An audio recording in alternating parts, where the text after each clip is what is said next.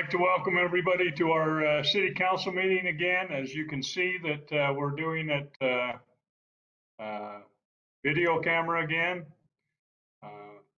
Hopefully someday we'll get back to our regular council meeting, but we appreciate everyone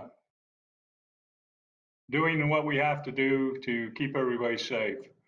So we'd like to start our council meeting. I've asked Councilman Gordon to give us the opening prayer. Our Father in heaven, as we bow our heads before thee this evening, we're grateful for the sunshine today and the favorable weather conditions we've been having. We're grateful for the opportunity we have to meet via internet and this wonderful technology, and pray that as we discuss the going-ons and the issues of Spanish Fork, that we will be able to collaborate and be able to make the correct decisions for all of the wonderful people that live here. We pray a blessing. Please watch over our first responders, the women and men that keep us safe and help protect us here in our great city. Protect them and their families while they're out. And for these favors and blessings, we pray for in the name of Jesus Christ. Amen. Amen. Thank you. I've asked Councilman Scopes to lead us in the Pledge of Allegiance.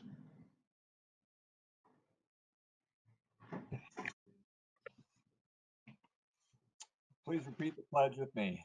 I pledge allegiance to the flag of the United States of America, to the republic For which stands under God, one nation, under God, indivisible, with liberty and justice for all.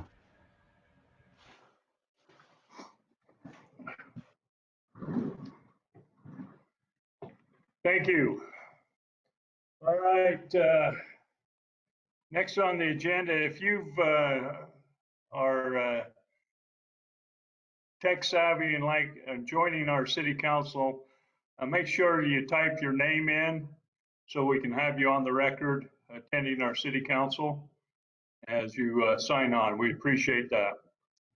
Okay, let's go to public comments. If there's anyone out there that'd like to address the mayor and the council, you can do so now.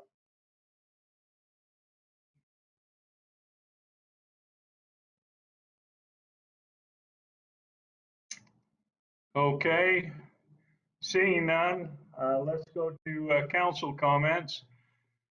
Let's go, Councilman Scopes. Mayor, the Utah Lake Commission and the animal shelter will be having meetings here in the next few weeks. It'll be the same format, the same electronic format that we're having now. The only other thing to report is that the Veterans Council, they've already canceled the Memorial Day celebration as we know it. They are working on sort of a limited flag ceremony, just to commemorate the day. It's something they're not really going to advertise because they don't want to encourage people to participate. Or at least to be there in gatherings, but something so that they can at least commemorate Memorial Day, the veterans that are interred in our cemetery. And so they're working on those details. Once they have those buttoned down, I'll share that with you and the council and city staff. But they are also very aware of the situation that we're in and are still looking at ways to try to share and celebrate Memorial Day, but do so in a very safe and responsible manner. That's all I have. Great, thank you. Councilman Mendenhall.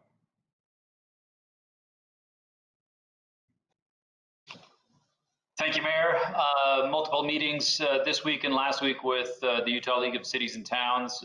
We appreciate their coordination with us reaching our federal delegation and the governor's office. I know Seth and Tyler are in on a lot of those calls as well, but they have really done a great job in coordinating with all the rollout of all the federal programs, and also the special session that has been called into session. So a lot of meetings there, and we'll keep the team aware of bills as they come up that we need to be vocal on, or that we need to have some input on. The only other thing I have at the request of the Senior Center, Verna Joe reached out and let me know of the great job that Pete and Travis and SFCN as a whole are doing for the seniors. I started to talk to her a little bit about that and thought about it as well, but you think about this unprecedented time where we have a very connected group of seniors that love to get together on a weekly basis, and they're prohibited from doing so. What a awesome resource and really blessing SFCN is to our community, and Pete as well. She just couldn't say enough good things about Pete to keep our seniors connected to each other. They are watching online, or excuse me, on television, and Pete is doing a phenomenal job, as well as the staff there at the Senior Center, in reaching out to all those members of the senior citizen community to make sure that they have some level of entertainment and some level of interaction with each other. So I can't say enough about the gratefulness that the seniors and Verna Joe asked me to relay to the council, to the mayor, staff, and specifically SFCN for the job they're doing. It's just a great job. I think that's all I have, Mayor. Thanks. Yeah. Councilman Argyle. Thank you, Mayor. I just would like to real quick just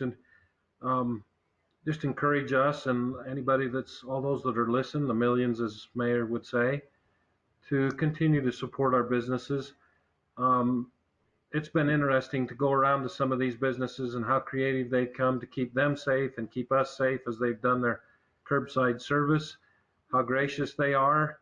I did hear one comment from one of the business guys said that the tips are kind of low, but just keep that in mind that they are still working, and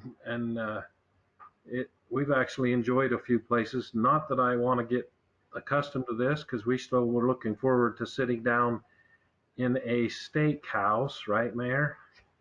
Yes. And enjoying a steak with company. But anyway, our businesses in town still need us to support them and serve them, and just want to encourage everybody to do that. Thank you, Mayor. That's all I have. Thank you. Council Member Beck. Yes, Mayor, I just want to thank Pam Jackson right now for her many years of service as the library director. She announced her retirement this past week or so, and will be retiring on July 1st. And Scott Ayla, our current public information officer that's been with the city, will be taking over her spot, and I look forward to working with him. And I think that's all I have. So thank you. Thank you. The only thing I want to do is just to thank the city and the citizens for the way they've been handling this time with this virus. I appreciate your patience and understanding and working together. I know I have meetings twice a week with all the Utah County mayors, county commissioners, and we're discussing ways that we can help each other out from different cities. Also, ways that we can safely get things opened up again. So we're following the governor's directive, and we'll continue to do that. And as we figure out how we can safely get everything opened up, we're going to move as fast and quickly and safely as we can. So be patient. Thank you for what you're doing, and keep up the great work, because once again, Spanish Fork always leads out, and we're doing a fine job. They're looking to us as an example, and we appreciate that. Okay, let's go to. Hey, Mayor, Yes. did you skip me on purpose? Oh, did I not get you? Oh, I checked you off the list already. Yeah, that would be the theme of the day. That's understandable. Well, I don't recognize you because you're not upside down this council meeting. So sorry, I just skipped right over you. Councilman Gordon. Thank you, Mayor. As children, we often would end the prayer at the house and someone would say, so-and-so had their eyes open. Well, I went back and watched last council meeting on recording, and Councilman Mendenhall did have his eyes open, Mayor. I wanted to tattletale on him. Thank you. And there's a reason I skipped you. yeah, well, with the theme of tattletaling, I've had many people, if you will, use the method of tattletaling. It's tough. We are looking at a lot of people trying to deal with this situation, and we've got a lot of extremes going. And I just encourage you to, if you reach out to the mayor or council and ask them to arrest the large group at the cemetery that are maybe mourning the loss of, loved ones, that is just, we are not going to send in the police, that. But just be cautious. I wanted to follow that up with my brother-in-law is in New York. He went back as a nurse with IHC, and he's sharing stories with us every break that he gets, and he's sharing some real intense and serious stories about real people, and we all know the situation New York's in. And so, two extremes as I'm talking, I get it. We in the last council meeting, I shared some comments about the Gordon household being one of complete chaos. I chose tonight to come down to the council chambers and sit here all by myself in my chair as a result of getting out of that house where I've been working for the last couple of weeks. And so I appreciate everybody's patience. The transfer station is seeing incredible numbers still. I look forward to here in just a moment, Chris Thompson will share the program that we're going to roll out. And so I'm very excited about that. And then tomorrow morning, I will sit in on our monthly water quality board meeting via Zoom, of course. And if there's anything to report, I'll do that in the next meeting. And then the last shout out, I just wanted to wish Seth's wife, Jill, a happy birthday. And Mike Mendenhall's tomorrow. He's 40 years old, if you can believe that. So happy birthday to both those wonderful individuals. And that's all I have, Mayor. Thank you. Appreciate that. Sorry that I skipped you. All right, now let's go to Spanish Fork 101. Okay, we have some very bright BYU students here that are graduating civil engineering for their capstone project. They have studied our program where we are offering free sprinkler controllers, smart controllers to residents in an effort to help them be more conservative on their water use and to do something called demand peak shaving.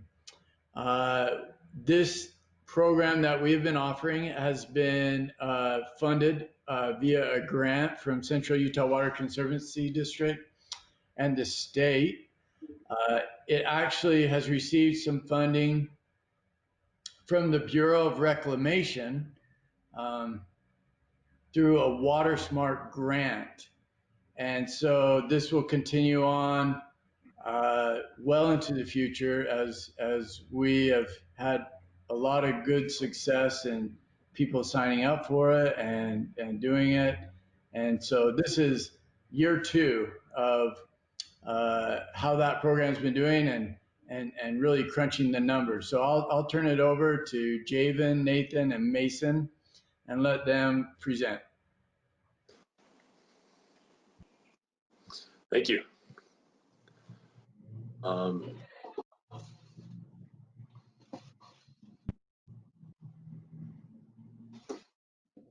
Javen and Nathan, are you guys on? Yeah, I'm here.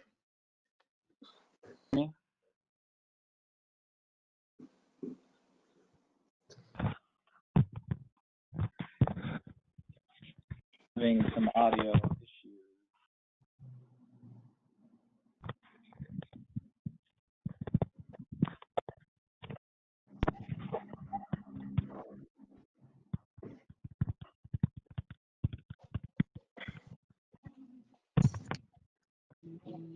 Okay, I think we're just going to go ahead while Nathan's still having some technical difficulties. Sorry about that. Thanks for letting us come and be able to present to the City Council. As a summary, we've been introduced fairly well. We just talked about our capstone project has been to analyze and talk about the benefits of the sprinkler systems and the possibility of maybe doing peak shaving. If you could continue to the next slide. The four main points for our project were to update the water demand curve, compare the pre-conservation water program versus the current program, quantify peak shaving, and then determine what that means financially for Spanish Fork as well. If you could continue. Yeah, thanks, Mason. So this is the chart that Josie and her team last year kind of started, and we just kind of updated this. This is the first thing that we were tasked with for our capstone project. And what this graph is it's a percentage of the total supplied water used at each hour of the day. So if you notice here, the peak is around 10 or 11 p.m. And kind of what our goal was is to figure out how we can distribute that peak usage and distribute it somewhere else throughout the day to make the flow kind of more uniform throughout the day. And so the percentages that we're going to be referring to in this presentation is referring back to this chart. So for example, we're at about 8% today in 2019, and with a 2% peak reduction, that would drop us down to 6%. So just kind of a reference for some percentages that we'll go over a little bit later. But after we kind of updated this, we noticed that the peak was actually intensified in 2019, meaning that the lower usage was lower and the higher usage was a little bit higher.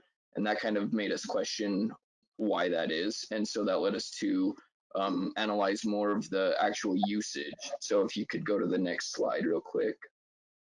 From this, we analyzed and we did figure out that they were actually saving water. The next slide shows a little bit of how much exactly these controllers are saving. To put the data from those two previous graphs into a little bit more user-friendly way, we figured this is the best way to summarize it. For every 6 households with one controller, 1 household can be added with no effect on the system.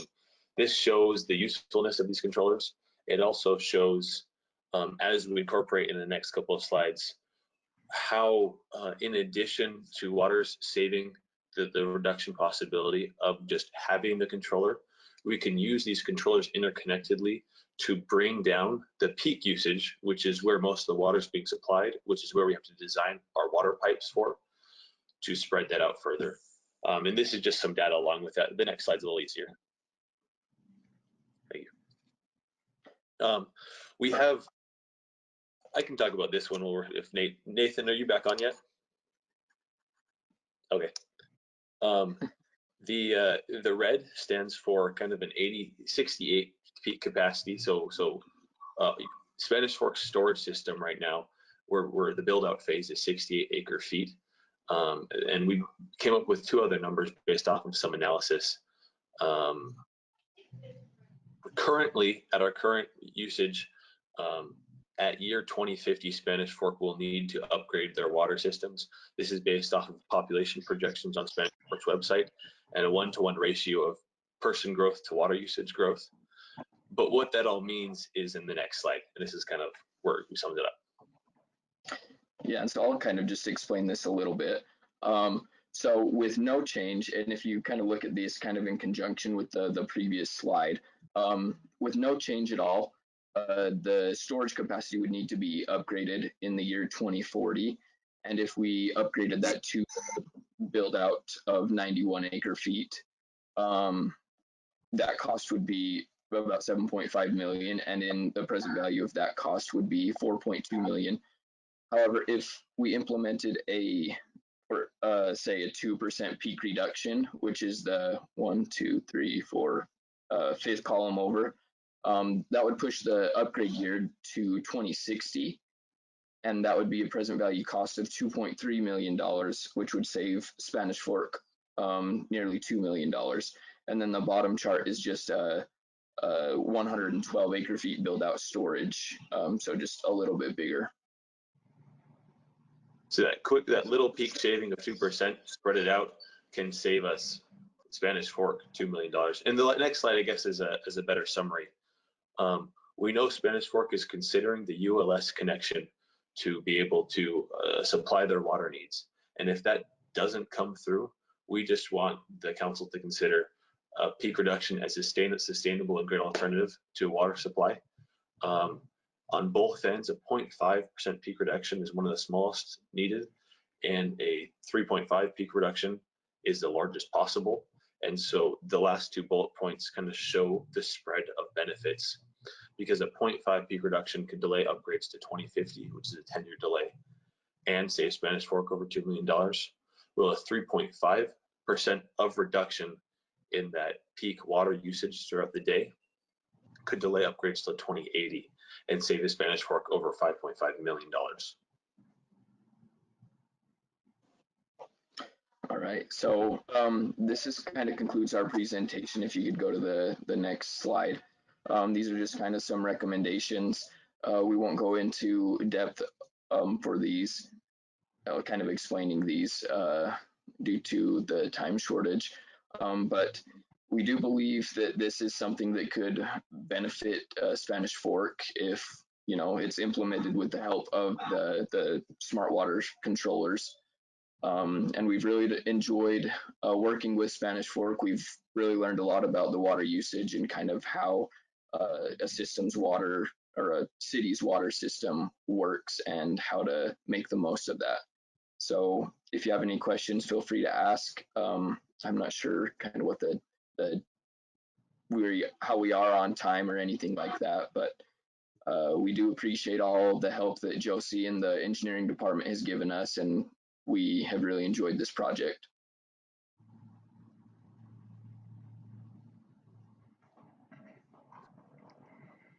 All right, thank you very much. We appreciate your time and effort, and that's kind of eye-opening. So if we all chip in and help, how much we can save the city. Mayor, may I ask? Go ahead. Gentlemen, as you did your research, could you give us maybe a little bit more information and inside understanding how you were able to see or quantify that the 6 homes on the system would kind of save everything that the 7th home might bring? How were you able to get that out of the data? Help maybe let us peek behind the curtain a little bit with you and understand that. Yeah, great question. Jaden, you want to start, and I can just cover maybe anything? Yeah, sure. So if you go back to the slide that had the usage comparison, that was the red and blue bars. Yeah, this one. So just simply by I guess I'll explain kind of what the controllers do. The sprinkler controllers are set to kind of, when it's bad weather, they won't run, or when it's raining, they won't run, kind of stuff like that, when it's really windy. And so by doing that, just to kind of make the most of the water that they're using. And so simply by implementing this, not really having them work in unison at all, this is just the water that they will save. And so if you look at the blue bar compared to the red bar, that's the amount of water each month that the sprinkler controllers are saving for the average house. And so you take the whole city and all the controllers that have been installed, and that's how he came up with the for every 6 houses that have one of these, 1 house can be added, if that makes sense. Does that clarify your question? Yeah, thank you very much. That's very helpful. Yeah, and we like to compare the people with controllers to those without so that you can account for any changes that might encourage people to use less water. So in June of this last year, it's actually interesting that those even without controllers used a lot less water compared to 2018 because that was such a wet month. So both people, those with controllers and those without controllers on average used less water in June. But then as you follow through July, August, and September, those in blue with controllers used less water in each of those months on average. Maybe one final question. We had significantly more controllers in use in service this 2019 summer than we did in 2018. Does that in any way affect that usage, for lack of a better term, that duck curve that you have in the water usage slide? I don't know how it would, but did you guys analyze and see maybe any correlation to the number of units? Do you want to go back one slide?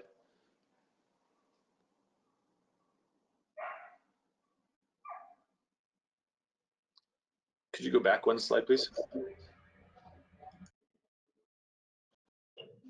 Is this what you were talking about? I'm sorry, I hope to understand the question better. Yeah. So we had significantly more controllers in 2019 than in 18. But the peak is higher here, right? Yeah.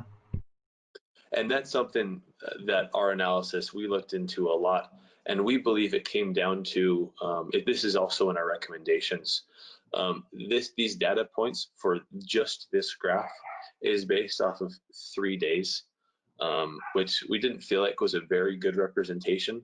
And we kind of carried that on. It's been happening for 2 years now, growing this graph based off of 3 days of data. And we feel like going in the future, we need to change how that data is collected.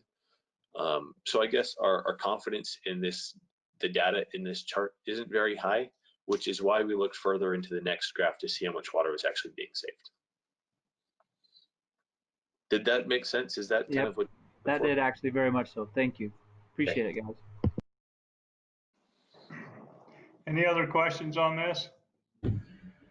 We had a great team working on this, and Josie Paxton, who actually graduated last year, her team for her capstone program did the first analysis, and then she managed this team and helped them through this second analysis. So we appreciate her and these BYU students for the great work that they've done for us. We get a lot of requests for this data, and so they've saved us a lot of time in compiling it. Mayor, would you like me to introduce the next? Please. 101 item. I got a call probably a week ago, from Brandon Gordon, who had just come back from a meeting in Salt Lake. He sits on a board of all of the major transfer station districts in Utah.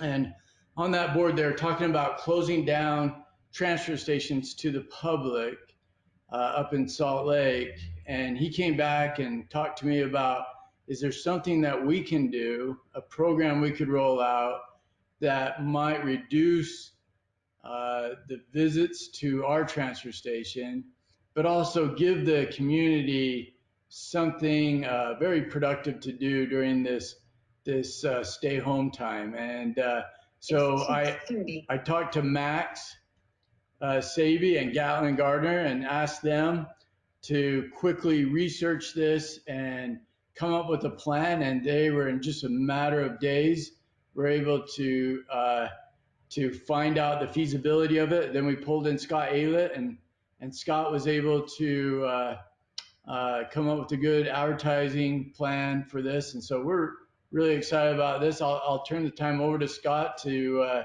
introduce it, but appreciate so many people who quickly moved into action to make this happen. Scott? Yeah, thank you, Chris. And so we've dubbed this program the Stay Safe, Stay Home, and Clean Up program. in conjunction with Governor Herbert's directive for us to stay safe and stay home, we recognize that now is probably a good time and typically a time that our residents might be doing a little bit of spring cleaning. And so this program, as Chris has mentioned, will begin next Monday, April 27th, and will run for 2 consecutive weeks, which is a little bit longer than some of our neighboring communities do. And in addition to that, it will run every single day. A lot of the other communities will only do weekends or certain days during the week, but this will be a 24/7 type program for 2 weeks that our residents can participate in. And as Chris had mentioned, you know, our objectives for this program are first, you know, to reduce the amount of traffic that is going to the transfer station. They're having a difficult time maintaining social distancing as individuals come to dispose of waste at the transfer station, and they have long lines of vehicles waiting to deposit this waste, especially on their busy day of Saturday, when a lot of people might be doing some yard work or cleaning out. As well as on, you know, Monday's a pretty busy day. They also have your typical trash collection going on. And in addition to that, you know, our other objective is to provide a free cleanup alternative for our residents, where they can go deposit their waste in one of these bins that we'll talk about, rather than having to take it to the transfer station. And so what we'll start doing, these cans will be dropped off Monday morning, and we've identified 5 drop-off locations in the community. And our goal was to make it accessible for as many residents in the community as possible. Some other neighboring communities might have 1, maybe 2 drop-off locations, and that just causes more congestion and more individuals that might have some sort of interaction as they're disposing of their waste. And so we've tried to spread these out throughout the community, and you can see here the 5 different locations, being the fire station block, which is where Station 61 is located on Main Street, kind of on the east side of that building. The sports park down on the southwest part of town.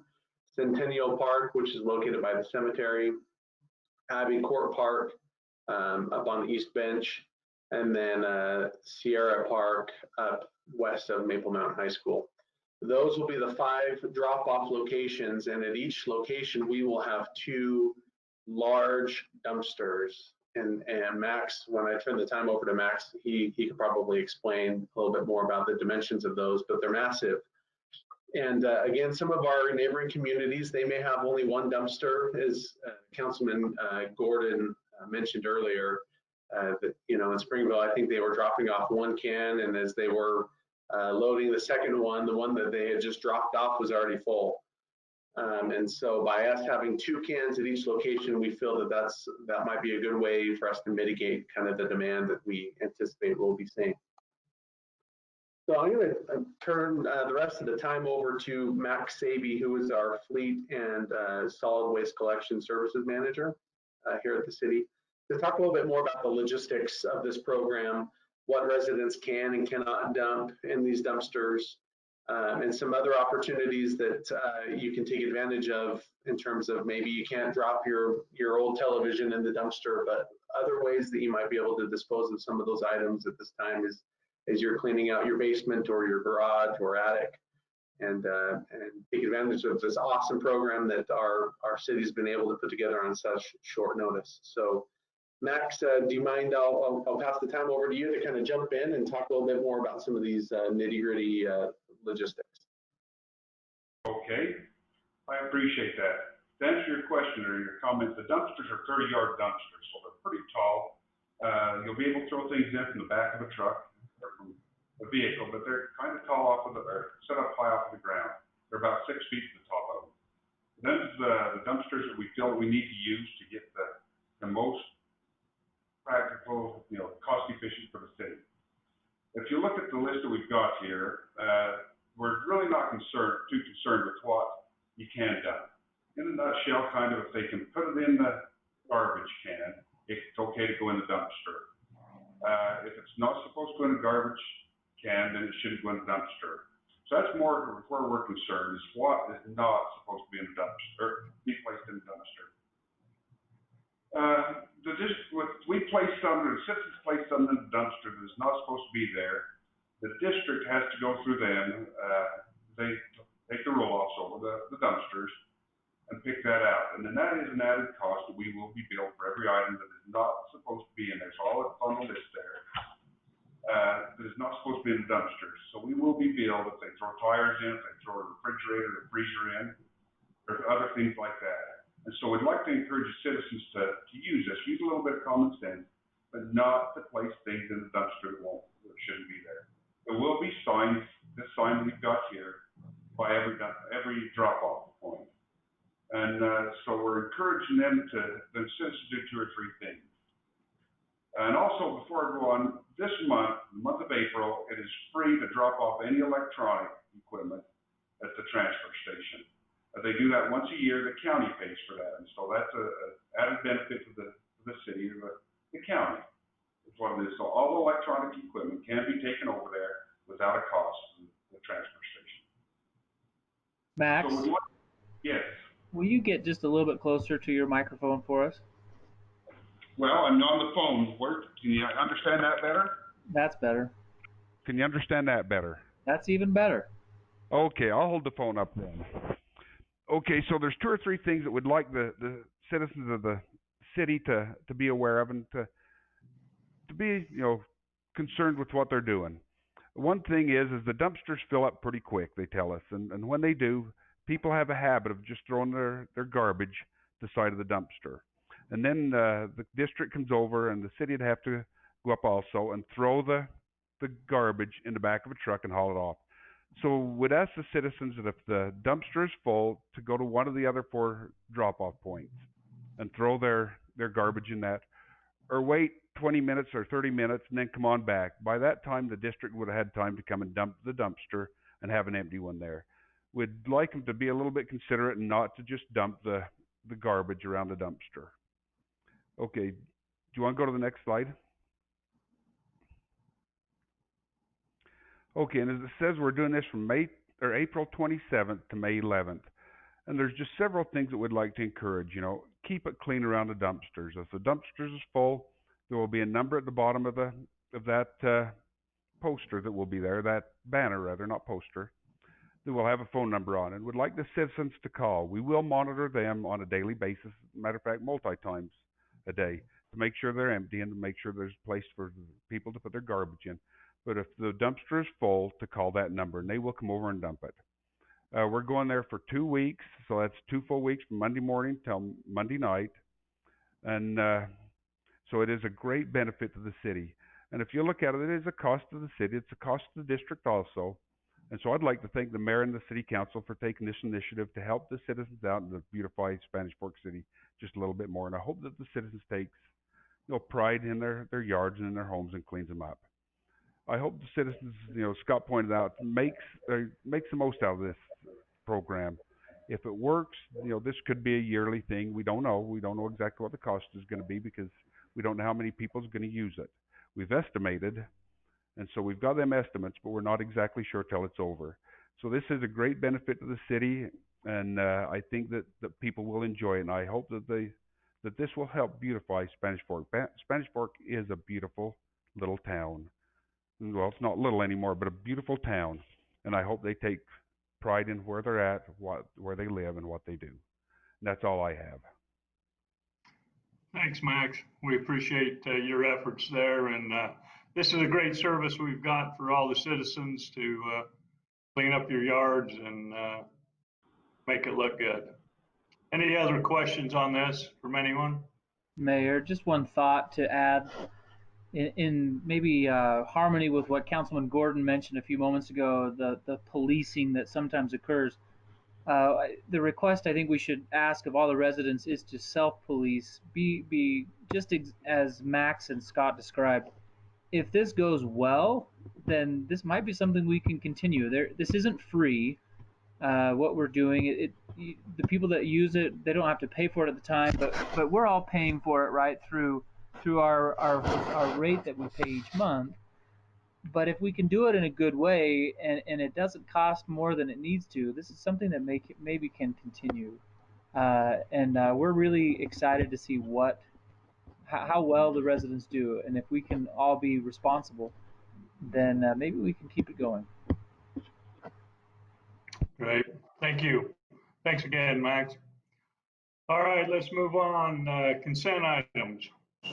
Motion to approve the consent items. Second. Got a motion by Councilman Gordon, a second by Councilman Argal. All in favor, say aye.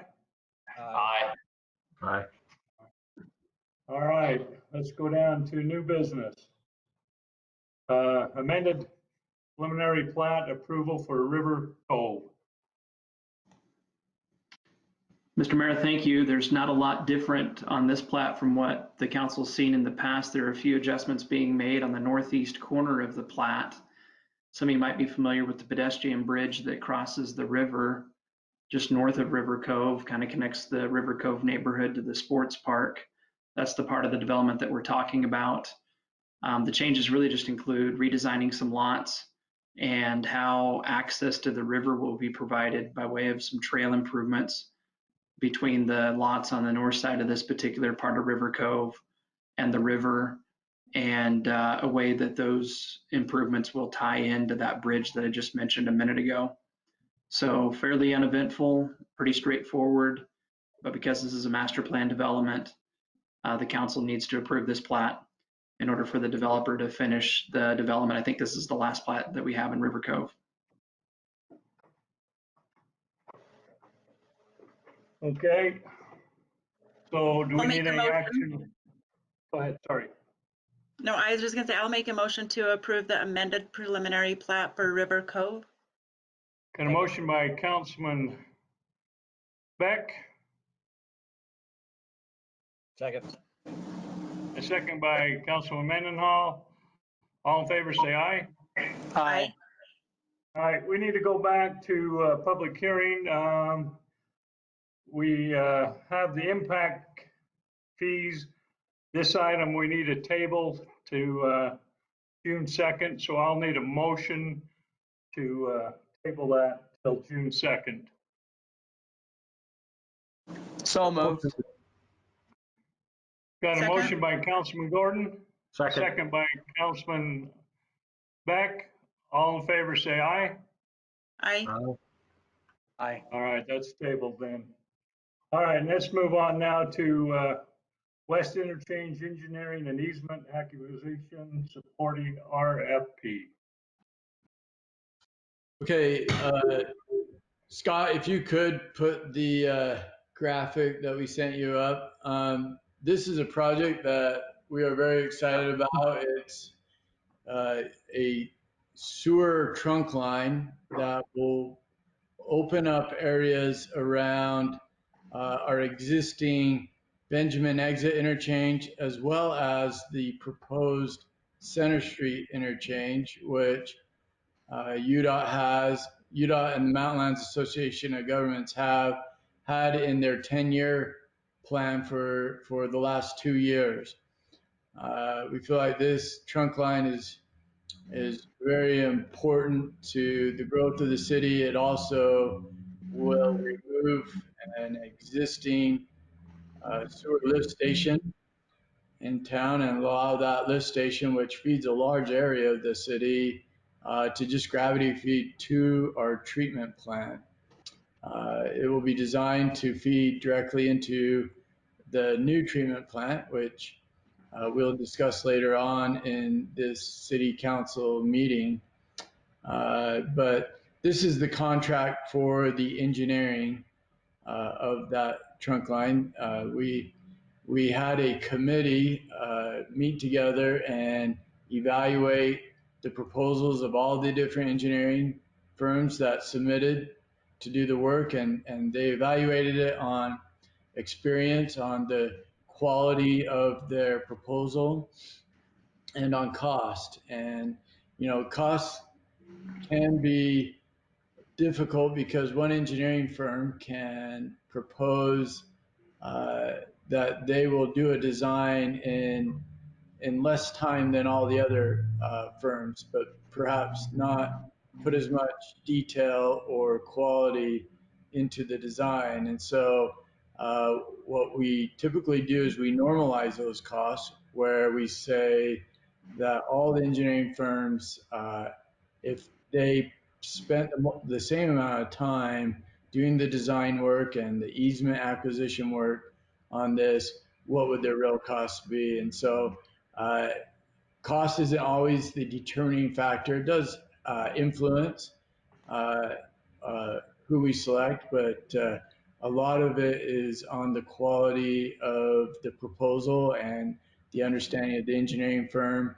The committee has recommended that Sunrise Engineering be selected as the engineer on this project. Sunrise is also the engineer that was selected a couple years ago to design the lift station in the southwest part of town, which would be built in conjunction with this project and connect to it. Anyway, that's our recommendation. All right. Do we have any questions or comments? Seeing none, I'd entertain a motion.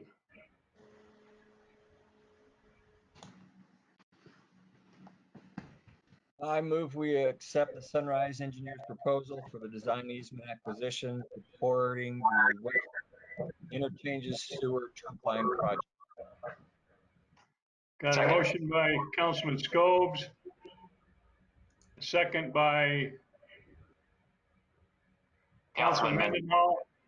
All in favor, say aye. Aye. Aye. Not approved.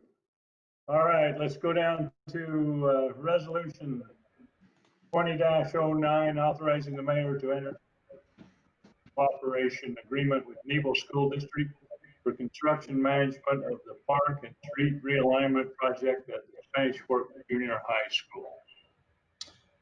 Okay, this is this same essential agreement that was brought to the city and to the Nebo School District Board before bid. Now that we have a bid in place, then what we'd like to do is refine that agreement to put in the bid prices. Overall, the bid came in lower than estimated by 83,000. So that's something that hasn't happened very often in the last year or so. So we were glad to see that, and this is just truing up the numbers. Great. Hey, we like it when bids come in lower. Any questions, comments on this? If not, I'd entertain a motion on this. Motion to approve resolution number 20-09, authorizing the mayor to enter into an interlocal cooperation agreement with Nebo School District for construction management of the parking and street realignment project at Spanish Fork Junior High School. Second. Who said second? I got a motion by Councilman Gordon. Second. Chad. Second by Councilman Argal. This will be a roll call vote. Councilman Argal. Yeah. Councilman Mendenhall. Aye. Councilman Beck. Aye. Councilman Gordon. Aye. Councilman Scopes. Aye. All right, that passes. Okay, next one. Resolution 20-10, authorizing the mayor to execute an interlocal agreement with Utah County for funding the 800 North, 800 East intersection improvement project. Okay, we're really excited about this project as well. One of our lowest level of service intersections is the awkward one at 8th North and 8th East by where Cafe Rio and the old Vasa facility was. It has a very short neck over to Highway 6 and has caused some problems. We've done a couple studies on this over the years, and those studies have shown that the solution, the best solution, is what's called a signalized high T.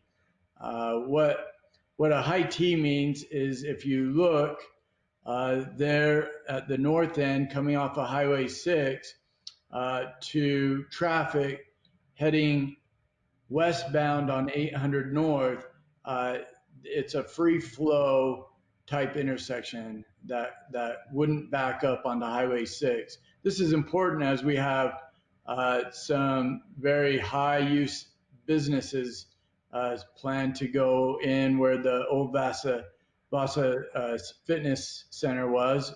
The first of which is an In-N-Out Burger, which is known for huge traffic volumes. We've received grant funding from the Mountain Association of Governments to do this project, and it was actually going to be done a year later, but when In-N-Out Burger started their plans to construct this year, we wanted to speed up the process and hurry and get this done in conjunction with their project so that we would not have an even worse situation at what is already a difficult intersection.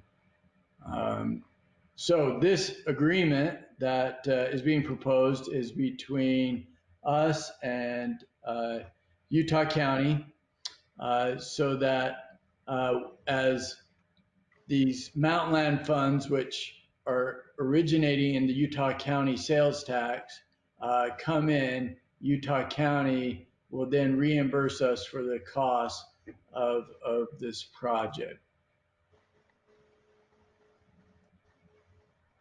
All right. Any questions, comments on this? Chris, so go back one screen, sorry. Are we widening, so this road 8th North and the 8th East, are we widening it towards Sheldon's gas station, SN Sags? Or is it widening to Vasa?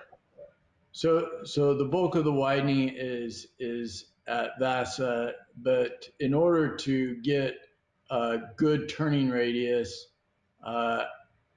for cars eastbound turning south, we have to work with the Texaco there and make that radius a bit bigger and take some land there. We've been in talks with the owner there on that already, and it looks like we can do it with minimal impact to his business.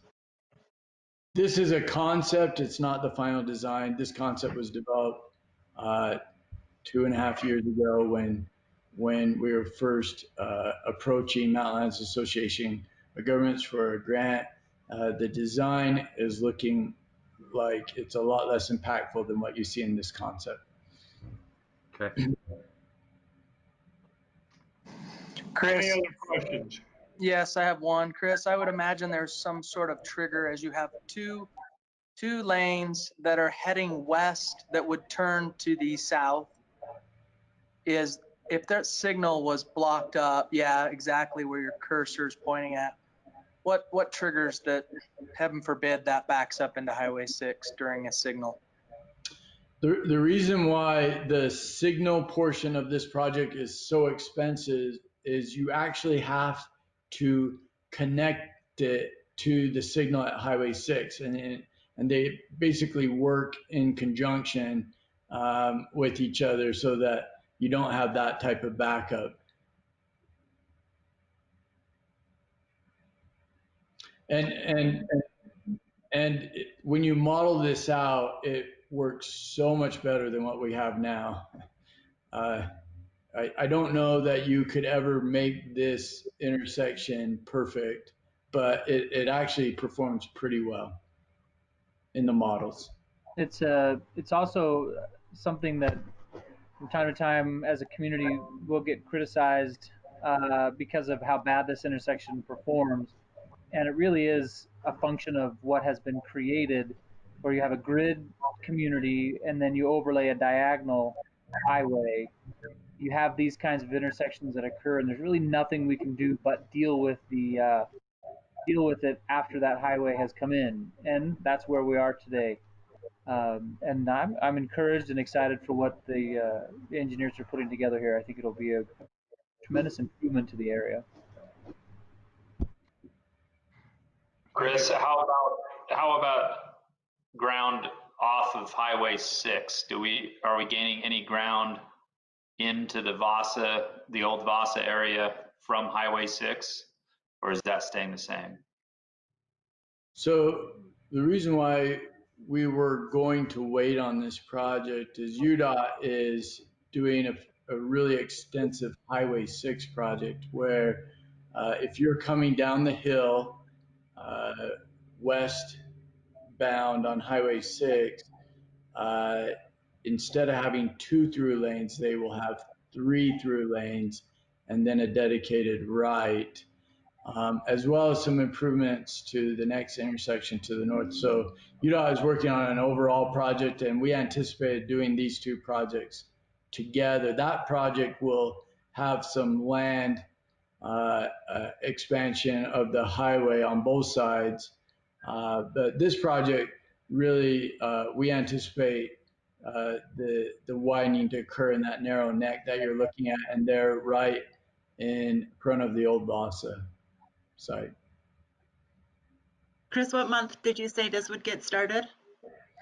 Well, we're hoping to get this designed quickly and with the CMGC contract, get it constructed quickly and get it done this year in conjunction with the In-N-Out Burger construction. Okay, thanks. Can someone talk to the funding that we're actually, the resolution? Is there any concern that we should have with getting our funding from Utah County after the monies are given to them? That's a good question, Brandon.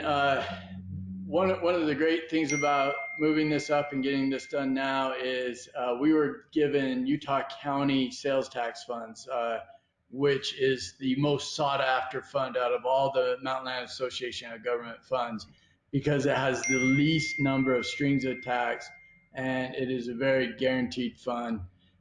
So that was one benefit with us moving this project forward, and that's why we actually have to have the agreement with Utah County instead of UDOT or the Mountain Lands Association of Governments. All right, any other questions? If not, I'd entertain a motion. Make a motion to approve resolution 20-10, authorizing the mayor to execute an interlocal agreement with Utah County for funding the 800 North, 800 East intersection improvement project. Got a motion by Councilman Argal, second by Councilman Second. Scobes. Vaughn, does this have to be a roll call vote? Yeah, it's good to have a roll call vote on your resolutions so you can accurately record those. Thank you. We'll do a roll call vote on this one then. Councilmember Beck. Aye. Councilman Gordon. Aye. Councilman Mendenhall. Aye. Councilman Scobes. Aye. Councilman Argal. Aye. That resolution passes. Next one, Southgate Village HOA agreement. Okay, Scott, would you mind bringing up the agreement and then going to the last page? And if a miracle occurs, trying to turn it 90 degrees. If not, we'll deal with it at sideways. As most people who have driven down Center Street have noticed, there is some construction happening now on Center Street to widen it to 5 lanes to help with the congestion that we've seen between 1150 East and US 6. We've been talking about this project for half of someone's career, it feels like, and we bought a lot of homes and knocked them all down, and and now we're ready to go on this. We have a great contractor. The bids came in well under budget on this project as well. And we're just really excited to get going on this. The project hinged on one of the two red property acquisitions that you see on the screen there. It would be the west one, which is needed in order to create a north leg of the intersection, which happens also to be Brandon Gordon's idea. We're thinking about providing him an office here in Public Works to help us with these ideas. Anyway, this area needed to be acquired from the Southgate Homeowners Association in order to build that road. And they have a very interesting HOA organization where they couldn't divest themselves of any land unless 65% of the property owners signed over the ability to do that. And so we have Travis Warren. He's our city surveyor. Was able to work with Brandy Davenport, and they put together a contract, and then was able to send it to all the property owners where they could sign electronically. And by meeting with them and explaining the benefits of this and really working with them on the design, we were able to get 65% of them to sign the agreement, and that's what we have here today. Now, I'd like to talk a little bit about the east red area.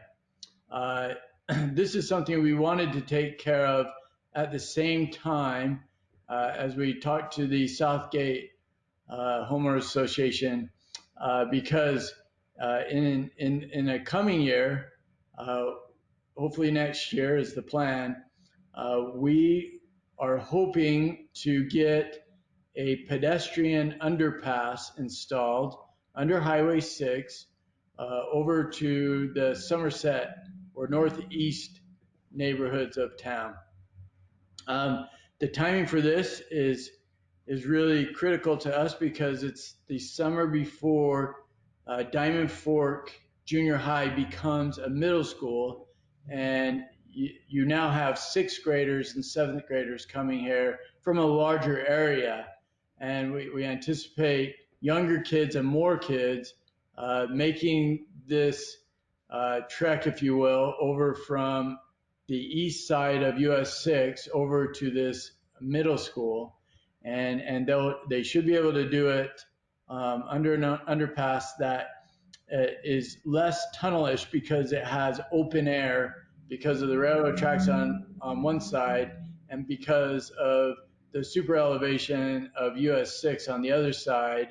It should feel more like a bridge than a tunnel, but it should be well lighted. We've talked about having cameras in it and just making a safer way for these kids to cross Highway 6, which is a very high moving, high ADT road that is really dangerous for school pedestrians. At any rate, we've been working on this contract for a long time, had a lot of verbal head nods on it, but getting that agreement all signed by 65% took some real legwork, and we're really grateful to get that done. We held up the heavy construction until we got that last signature, and then we let it go. So we recommend approval of this agreement. Great. Any questions on this one?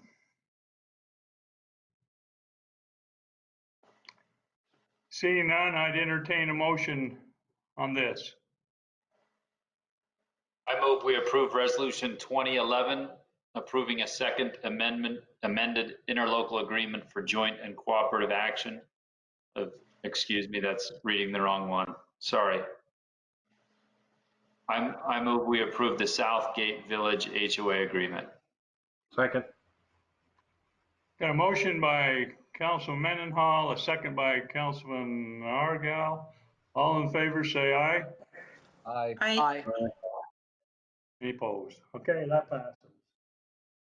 All right, resolution 2611, approving the second amended interlocal agreement for the joint and cooperative action of Central Utah 911. Thank you, Mayor. I am the city's representative to the board for Central Utah 911. It is a dispatch agency to which we belong and a majority of cities in Utah County. It is the consolidating entity. That means that as some cities have dispatch districts, dispatch service within their own communities. If they choose to stop providing that service internally, they would usually come to Central Utah 911. And the purpose of this resolution today and this change is that Pleasant Grove City has joined the district, and we as a member city need to ratify that so that they can formally occur. It's been a good addition. It does increase the call volume that our dispatch agency receives, but it also allows us to add another channel that we needed to add a little bit more cost effectively to all remaining cities. So all in all, a very good thing for us, and we recommend that you approve this agreement. Great. Any questions or comments? Seeing none, I'd entertain a motion.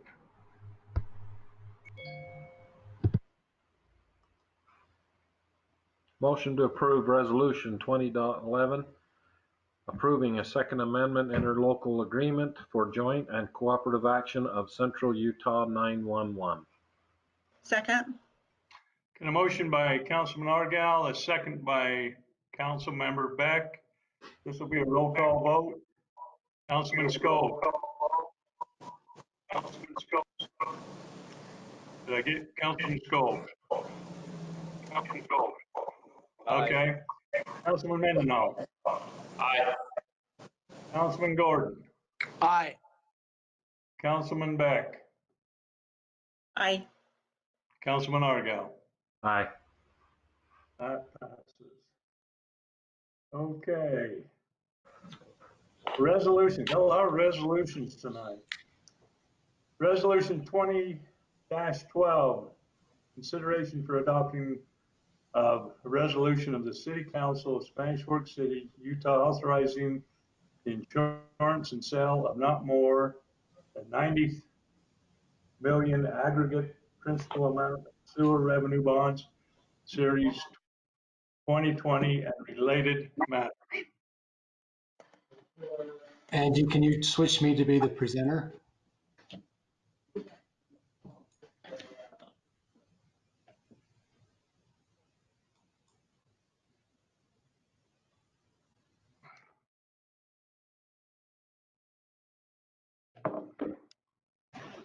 You're good, Ken. Okay. Thank you. Tell me when you can see my screen.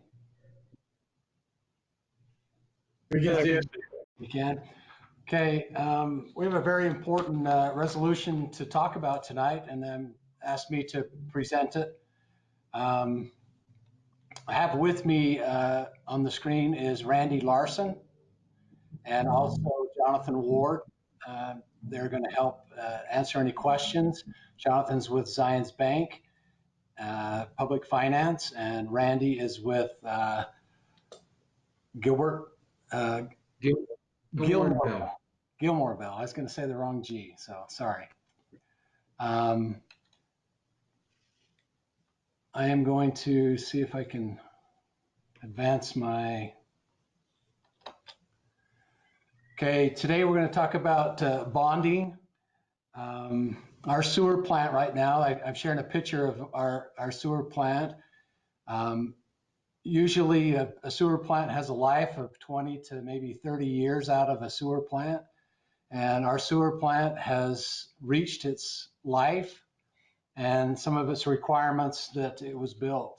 I'm going to show you, you get an idea of the different parts of a sewer plant and the land that the current sewer plant sits on. Some brief facts about our old sewer plant, and I'm going to let the engineers get in more detail of it, but this is just 5 little bullet points, is that most of the plant infrastructure was built in 1983, and a few of the tanks that were there were built back in the 1950s.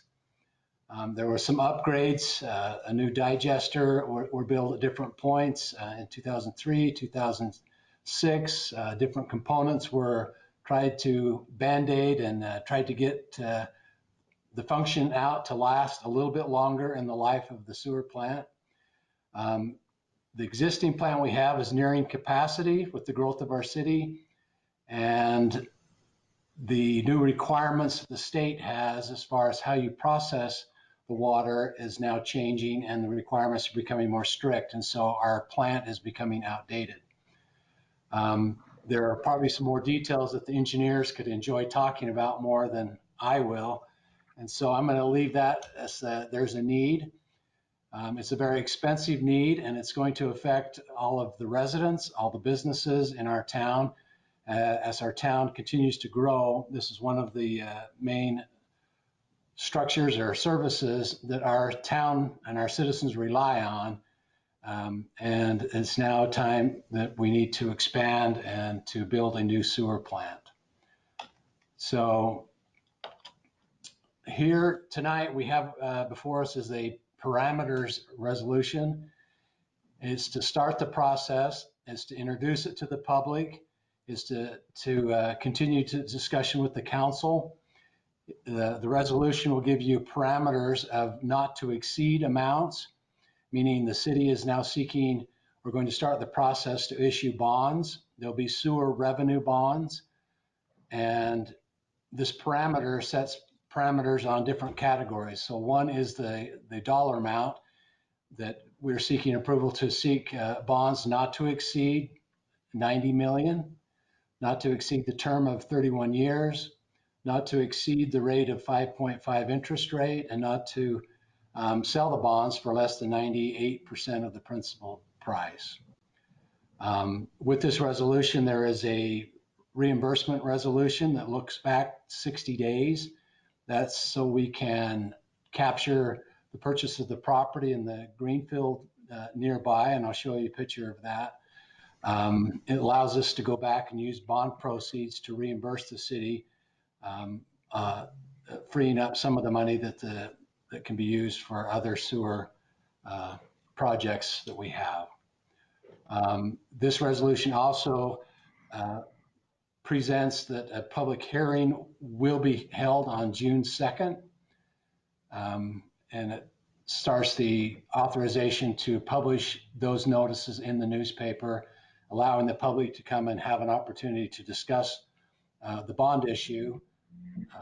It will not be a voted bond by the public. It's a revenue bond funded and secured by the sewer system and the revenue stream that the sewer system has. Also a big user for our sewer plant in the past has been Mapleton. They will continue to be a user and also contribute for this project as a user, and there's going to be agreements with Mapleton also as we proceed forward. With that, if you can look at this plant, I'll just give you an idea. This is the existing plant that's in between I-15 and Main Street. I don't know if some citizens don't have an idea of where the sewer plant is. They flush their water or their sink and it goes someplace, but this is where it goes. And the city has purchased a greenfield land over here nearby to build a new plant, which is very convenient to have it at a close proximity to the old one, and also will allow to free up the old plant eventually for expansions and public works facilities that might be in that area. So with that, that's the basics of the parameters resolution. A discussion now can be had of about the sewer plant. There will be a public hearing that'll be in June. And I have Randy's our bond counsel, our attorneys for the bond issue. Jonathan is our FA that walks us through. With the process that's going on, I'll just show you. This is the parameters resolution, and there is a preliminary offering statement that we are beginning to build, which would allow us to take our bonds to market. It gives all the financial information about the city, so bondholders or bond buyers can have an opportunity. It's also an opportunity for us to be a bond rating. We'll have a rating for our bonds based on our revenue structure that we have for our bonding. So with that, Mayor or Chris, if you'd like to, or Seth, if you'd like to contribute any to that discussion, we're available to answer questions from the council. Not necessarily a public hearing because this isn't advertised as a public hearing. I was just going to add a couple things. This bond is planned to also include that West Interchanges project that we talked about earlier, not just the sewer treatment plant. And then also a key trigger in needing a new sewer plant is often you'll hear on the news that there are algae bloom problems in Utah Lake, and those are caused because of nutrients that are being released into the lake from sewer plants and from other sources, storm drain and farms and stuff. And so the state has ramped up their regulation of nutrient removal significantly and anticipates that to continue on into the future. And because of that, we hired some firms to really take a hard look at what would be the most financially viable route for the city to take. And at the end of that study, the recommendation came into a similar type facility that Provo is building, which is a very modern membrane type sewer plant, which would be able to treat the sewage to a really high level, making it regulation proof against future ramp ups of regulations, giving very clean water into Utah Lake and making it very expandable in a small footprint for many years to come, and also designed for very minimum odor. So we're really excited about having such a modern plant, which would last for so long and be able to be regulation proof, if you will, so that we don't end up building something and then having regulations coming in requiring us to build something else. So Chris, I'm assuming then, because we talked about possibility of getting some very low interest money from the state. Maybe yeah, so that's I guess that didn't pan out. That's a good question. As you can imagine, with a lot of cities coming under the same regulation, what we've learned is much of the state lending money has been lent out. And so we met with the state, and Spanish Fork City has a really great credit rating. We feel like we could go to the open market to get our bond and have similar rates to what the state might give if the state helped us with buying down the principal. And so we've been in negotiations with the state.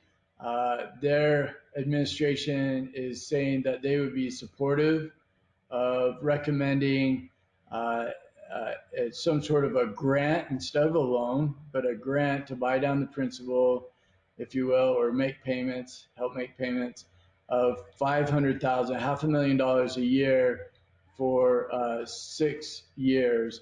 We're working with Mapleton to see if Mapleton can also be a beneficiary of some grant money as well, or if we just have to share that grant.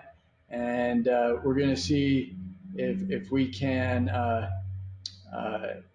leverage that so that we can keep sewer rates low. One thing to be aware of with this parameters resolution is us and Mapleton and with the West Interchanges project combined, we're hoping to only borrow 65 million. So the 90 million is just kind of a wide net that we're casting to make sure that all contingencies are covered. It's typical to do that whenever you do a bond. We anticipate getting a much lower interest rate than 5.5%. In fact, that's something of note. The bonding agents that we are talking to have commented that in the last few months, the interest rates for municipal bonds have hit somewhat of an all-time low. They've been kind of sporadic through this COVID-19 situation, but we're hopeful that as COVID-19 stabilizes, that the rates might stabilize. And we just want to put the city in a situation where we could take advantage of the lowest rates possible, which, you know, a small change in an interest rate can save the city millions of dollars. So we really want to be in a position to where if you hit the bottom of the trough, if you will, of interest rates, we can act on that and get this loan for us and for Mapleton all at the same time. So I don't know if Randy, did we miss anything, or Jonathan, if you want to chime in, if there's an item that you feel that we need to talk in this meeting about the parameters or the project? The only piece, Kent, that I might just emphasize is that the resolution, the parameters that you described, are what then authorize the designated officers of the city to implement bond contracts within those parameters. And we used officers that we've used historically, but I just wanted to read out what the city council would be approving for the designated officers to implement the bond contracts. And that designated officer can be any one of the mayor, which includes any mayor pro tem, the city manager, or the finance director.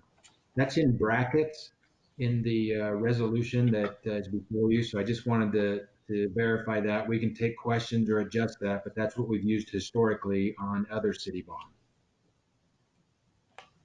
Okay.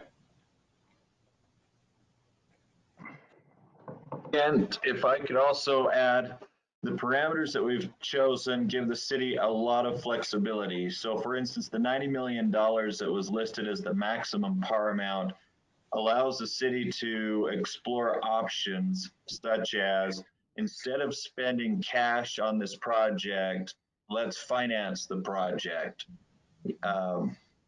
Right now we're seeing interest rates, as Chris indicated, at very near to rock bottom levels over the last 60 years. So some entities across the state are saying, instead of paying cash for projects, why not borrow for projects and use our cash for other needed items or concerns, operations or otherwise, that might be of use to the city. That isn't necessarily the plan. There's a significant amount of cash that the city has at its disposal to use for this project, and that's great, but it gives the city options. Additionally, on that 5.5% interest rate, I'll take a moment to describe the difference between the coupon and the actual interest rates and the actual interest cost. The coupon is the rate that the city pays going forward when and if bonds are issued. Investors might pay extra money up front called original issue premium for a higher coupon, say a 5% coupon. In essence, what that means is the city would say, great, you pay us extra money up front and we're going to use that money to downsize our bonds borrowed and pay for our project. So the city could have the option of paying a higher coupon but issuing less bonds, or it could issue more bonds and pay a lower coupon. The market right now is, and has been for quite some time actually, is somewhat partial to 5% coupons on the municipal bonds. So investors want to pay you more money up front in exchange for that 5% coupon. So although we show in here a 5.5% coupon, it is very conceivable that bonds, when sold, would bear a 5% coupon on them. However, that isn't what necessarily the city pays, and that isn't your interest cost. The interest cost is more like 2.5 or 2.6% true interest cost in today's environment. But that is a function of a higher coupon and a lower bond amount. Blended all together, considering time value of money, that's what the city's borrowing cost would be in today's world, even if the coupon is a 5% coupon. So that's a little bond trivia for you when you're sitting around the cooler and want to talk there in the office about bond coupon rates. I will also add, and I'm happy to answer any questions on that topic, but at the outset of this meeting, I was testing my internet speeds. You'd be interested in knowing this because you're on that really fancy Spanish for network. I was getting about 7 megabits per second download speed at the beginning of this meeting, and it kept glitching in and out. So I had to go yell at the kids to get off of all those devices. And now I'm downloading a whopping 40 megabits per second. And fortunately, I can see everybody laughing. I understand you're laughing at pretty much everybody across the state because we got a fantastic network. Wish I had it up here. We should move to the big city. Jonathan, Councilman Gordon feels your pain. That's great. Hey, we appreciate presenting that to us. Any other questions on this? I know that we'll have a lot more detail, a lot more questions. Like they said, we will have a public hearing on this. But there's been a lot of time and effort put into this. We've met with Mapleton, realized that they share into this also because they're part owner of the sewer treatment plant. And so we're not going to have to pay the whole cost of this. So, Mayor. Any other comments there, Seth, you'd like to add to that? Just one quick one. Again, the parameters resolution is something that's required by law, and it's also a little bit confusing because it's such a wide net as has been described. One of the things that both Jonathan and Chris talked about were how much we anticipate we will bond, not the 90, probably somewhere in the $60 million range, shared with both Spanish Fork and Mapleton. Not all the way to that 5%, but likely our true interest rate will be somewhere in the 2s. And then the term, I think it says it's a 30-year term, but it will be a 20-year term. But because you have to cast these parameters so wide, just in case, that's why they say what they say. But it does create a little bit of confusion and even maybe some angst in the eyes of residents. But this is one of those legal requirements that says what ifs, and then but more like the reality will be something significantly different and less. Thank you for that clarification. One other thing that Jonathan mentioned that I think is really good to note is we've been anticipating this for 5+ years and talking to the councils about it, and we've started to raise rates over this 5 years so that we would have a really large cash savings to put towards this project. We hope that to be over $20 million that we could put towards this. Now, Jonathan points out that sometimes your interest rates, if you are prepared and you do it right, sometimes you can get such a good interest rate that you might look at other options, and that's why this net is cast so wide. But we are really grateful that it looks like we should be able to fund this project and go in the future without a huge burden on the resident as compared to the sewer rates in other cities around. Great. Any other discussions or comments? If not, we need to make a vote on this. Is that correct? Okay. I'd entertain a motion. I'll make a motion to approve resolution 20-12. Consideration for adoption of a resolution of the City Council of Spanish Fork City, Utah, authorizing the issuance and sale of not more than 90 million aggregate principal amount of sewer revenue bonds, Series 2020, and related matters. A motion by Councilman Argal. Second. Second by Councilman Scobes. This will be a roll call vote. Councilman Mendenhall. Councilman Gordon. Aye. Councilman Scobes. Councilman Beck. Aye. Councilman Argal. Aye. Thank you. Thanks, Chris. I know there's been a lot go into this, a lot of work. I know we got a ways to go still. I just want to mention Corey Pierce is here and has done an outstanding job as our wastewater manager. He has spent countless hours on these numbers and the design of the plant and the planning, and has lost a fair amount of sleep, but has just done such an outstanding job for us. Thanks, Corey. Yep, there's been a lot of work's gone into this so far. A lot more work left. So, all right, with that, I would I move we adjourn. get a motion by Councilman Gordon. Second. Second by Councilman Argal. All in favor, say aye. Aye. Aye. Thank you for everyone that was here watching us.